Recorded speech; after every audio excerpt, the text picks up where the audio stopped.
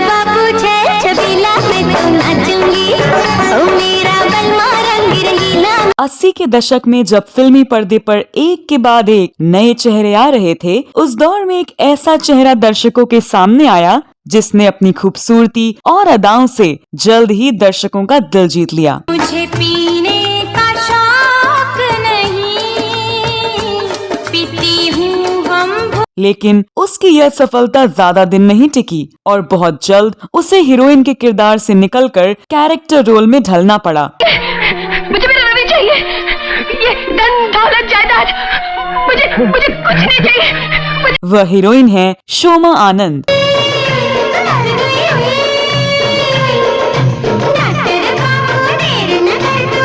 इस वीडियो में आज मैं बात कर रही हूँ ऋषि कपूर के साथ एक बड़ी फिल्म से बॉलीवुड में डेब्यू करने वाली अभिनेत्री शोमा आनंद की, जो दर्जनों फिल्मों में लीड रोल करने के बावजूद लोकप्रियता हासिल नहीं कर पाईं।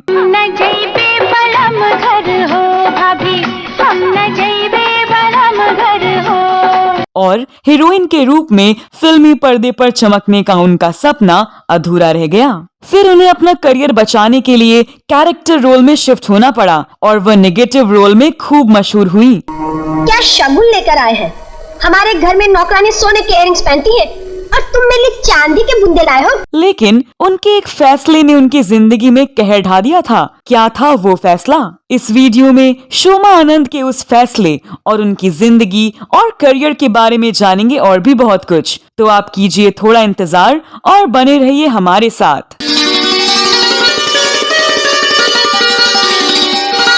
नमस्कार दोस्तों, मैं आपकी दोस्त और होस्ट स्तुति और आप देख रहे हैं फिल्मों, गीतों और फिल्मी हस्तियों के बारे में जानी अनजानी जानकारियां देने वाला चैनल क्लासिक एरा।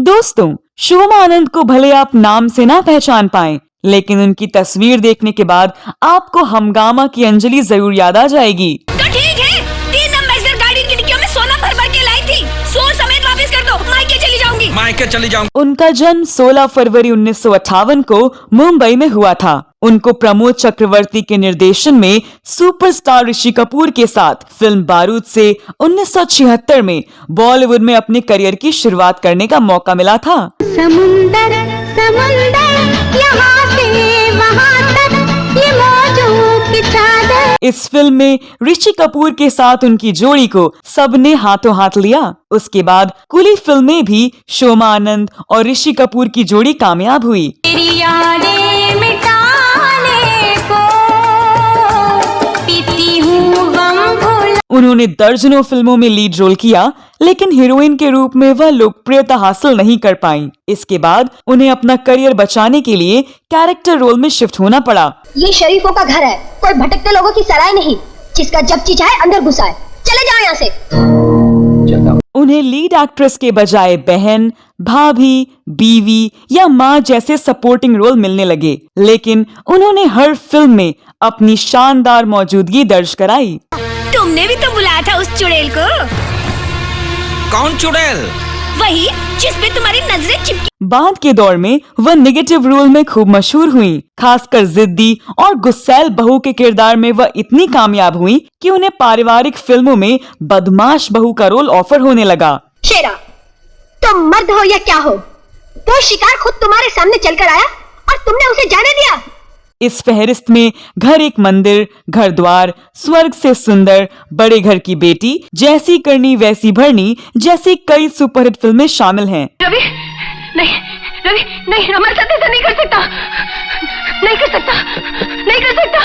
इन फिल्मों में शोमा आनंद ने जितेंद्र, गोविंदा, मिथुन चक्रवर्ती और सचिन जैसे बड़े बड़े अभिनेताओं के साथ काम किया। हालांकि बिगड़ैल बहू के रूप में उन्होंने बॉलीवुड में अपनी एक अलग पहचान बनाई। मैं ऐसे लोगों को अपने घर के दरवाजे के बाहर खड़े रहने नहीं देती, और आप मुझे माफी मांगने के लिए कहती हैं?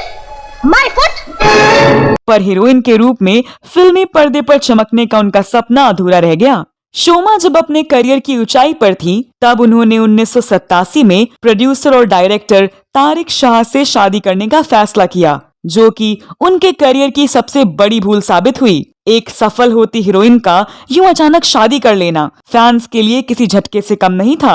शादी के बाद शोमा को उनके परिवार का सपोर्ट नहीं मिला और वो फिल्मों से दूर होती चली गईं। लेकिन उन्होंने ठान लिया था कि वो एक्टिंग करना नहीं छोड़ेंगी। इसके बाद उन्होंने टीवी का रुख किया। छोटे पर्दे पर उन्होंने टीवी सीरियल हम 5 से शुरुआत की और इस सीरियल से शोमा की तकदीर बदल गई।